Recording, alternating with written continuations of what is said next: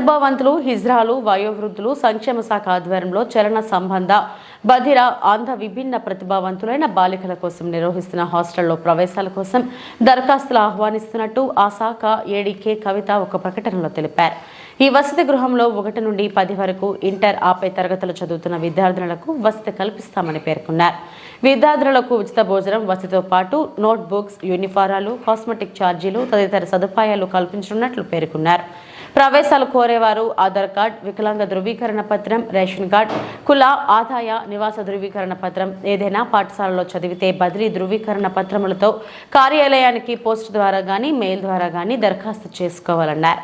ప్రభుత్వ విభిన్న ప్రతిభావంతుల బాలికల వసతి గృహం, ప్రభుత్వ మహిళా కళాశాల శ్రీకాకుళం చిరునామాకు దరఖాస్తు పంపవచ్చని తెలియజేశారు.